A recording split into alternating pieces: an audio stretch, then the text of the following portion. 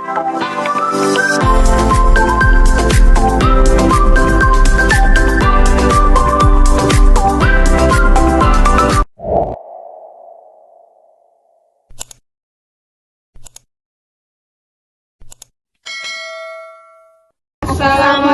warahmatullahi wabarakatuh.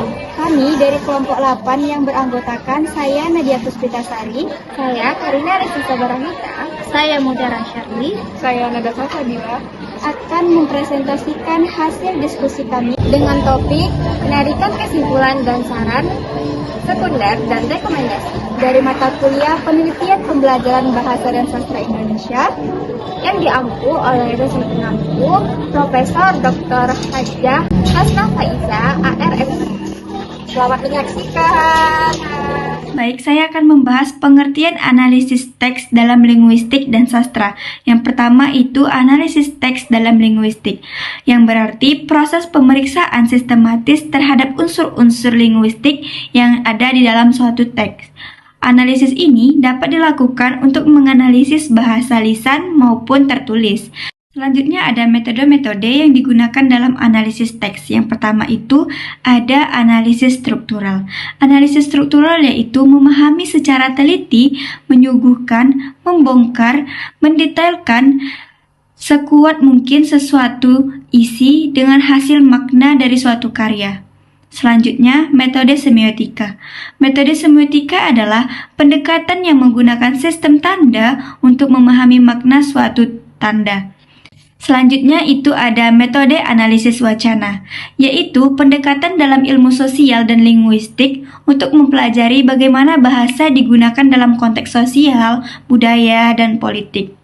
Selanjutnya itu ada analisis isi, yaitu metode penelitian untuk menggambarkan tujuan, perspektif, dan isi yang akan dianalisis. Yang terakhir ada analisis gaya teks. Analisis gaya teks adalah salah satu metode penelitian untuk memahami teks. Baik, selanjutnya saya akan membahas pola-pola dalam penarikan kesimpulan. Di dalam penarikan kesimpulan ini terdapat 3 pola. Yang pertama, pola generalisasi, yaitu menarik kesimpulan umum dari sejumlah fenomena individual. Selanjutnya ada pola analogi. Pola analogi merupakan pola yang menarik kesimpulan baru dengan membandingkan dua peristiwa atau gejala tertentu. Dan yang terakhir ada pola sebab akibat. Selanjutnya adalah penarikan kesimpulan berdasarkan data. Jadi, penarikan kesimpulan adalah proses menafsirkan ataupun menyimpulkan makna dari data yang telah disajikan. Cara menyusun argumen berdasarkan bukti dalam teks. Nah, yang pertama adalah mengumpulkan data dari sumber yang jelas. Yang kedua adalah menggunakan struktur yang deduktif ataupun induktif. Dan terakhir, menghubungkan setiap bukti dengan menggunakan penalaran yang jelas. Nah, selanjutnya adalah teknik validasi kesimpulan. Jadi, yang pertama adalah menarik kesimpulan dengan menggunakan berbagai sumber data. Lalu menguji apakah analisis yang dilakukan dapat diulang lagi dengan hasil yang sama. Dan yang ketiga adalah membandingkan kesimpulan dengan penelitian yang lain. Selanjutnya adalah contoh penerapan dalam linguistik.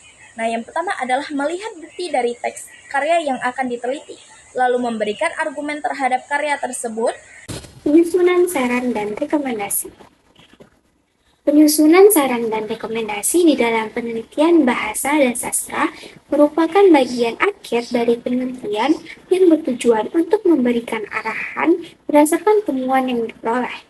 Berikut merupakan cara penyusunannya, yaitu yang pertama memahami perbedaan saran dan rekomendasi. Yang kedua, menyesuaikan dengan tujuan dan temuan penelitian. Langkah-langkahnya yaitu mengidentifikasi temuan utama yang memiliki implikasi bagi dunia akademik, pendidikan, dan masyarakat. Yang ketiga yaitu menyusun saran. Yang keempat, menyusun rekomendasi. Yang kelima yaitu menggunakan bahasa yang jelas dan akademik. Materi selanjutnya yaitu cara menyusun saran yang aplikatif berbasis data. Hal ini bertujuan agar saran tidak hanya bersifat teoritis, melainkan dapat diterapkan secara nyata. Adapun cara yang harus kita terapkan yaitu yang pertama, memahami temuan penelitian yang relevan sebelum menyusun saran, dan identifikasi temuan utama yang memiliki implikasi praktis. Yang kedua yaitu, gunakanlah format yang terstruktur. Yang ketiga, Gunakanlah bukti data untuk menguatkan saran, seperti mengutip penelitian yang mendukung saran atau menggunakan angka atau statistik. Yang keempat, pastikan saran realistis dan dapat diterapkan. Yang kelima, sesuaikan saran dengan target yang dituju. Dan yang keenam, yaitu gunakan bahasa yang jelas dan lugas. Implikasi temuan terhadap pembelajaran bahasa Indonesia. Yang pertama, yaitu peningkatan metode pembelajaran. Yang kedua, pengembangan kurikulum. Yang ketiga, peningkatan penggunaan teknologi. Yang keempat, kesadaran terhadap perubahan bahasa. Yang kelima, yaitu strategi evaluasi yang lebih efektif. Penggunaan diskusi dan presentasi untuk memperkuat argumen. Diskusi dan presentasi dapat digunakan untuk memperkuat argumen dengan beberapa cara. Cara yang pertama yaitu menguji pengetahuan dan pemahaman. Yang kedua, meningkatkan keterampilan berpikir kritis. Yang ketiga, mengembangkan kepercayaan diri. Yang keempat, mendorong kolaborasi dan pemecahan masalah. Diskusi ini memungkinkan peserta untuk saling bertukar pandangan dan memperkaya perspektif mereka dengan sudut pandang yang berbeda. Yang kelima, membantu menghubungkan data dan klaim.